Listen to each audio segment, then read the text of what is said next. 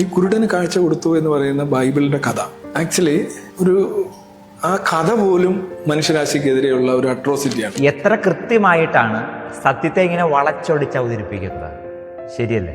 ഇന്നത്തെ സുവിശേഷത്തിൽ ഈ അന്ധനെ സുഖപ്പെടുത്തിയതിന് ശേഷമുള്ള ചില സംഭവങ്ങളാണ് നമ്മൾ വായിച്ച് കേൾക്കുക.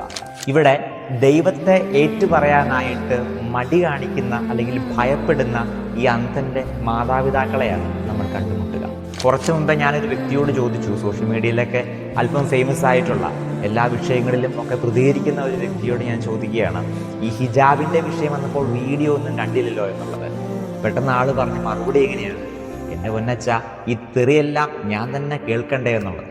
തമാശയ്ക്കാണെങ്കിൽ പോലും ഒന്ന് ചിന്തിച്ചു കഴിഞ്ഞാൽ പലപ്പോഴും നന്മയ്ക്ക് വേണ്ടി അല്ലെങ്കിൽ സത്യത്തിന് വേണ്ടി നിലകൊള്ളാനായിട്ട് നമ്മളൊക്കെ ഭയപ്പെടുന്നുണ്ടോ അല്ലെങ്കിൽ മടി കാണിക്കുന്നുണ്ടോ എന്നുള്ളത്.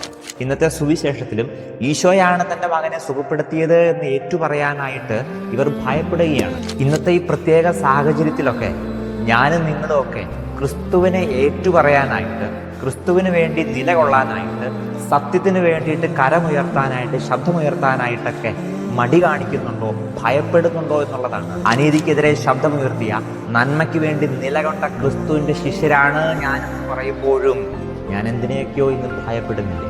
ആരെയൊക്കെയോ നമ്മൾ പേടിക്കുന്നതുകൊണ്ടല്ലേ നമ്മുടെയൊക്കെ സേഫ് സോണിൽ മാത്രം ഇരിക്കാനായിട്ട് നമ്മളൊക്കെ ഇഷ്ടപ്പെടുക. സുവിശേഷത്തിൻ്റെ മൂല്യങ്ങളിൽ ഉറച്ചു നിന്നുകൊണ്ട് ക്രിസ്തുവിനോടൊപ്പം നീങ്ങാനായിട്ട് നമുക്ക് ഓരോരുത്തർക്കും സാധിക്കട്ടെ.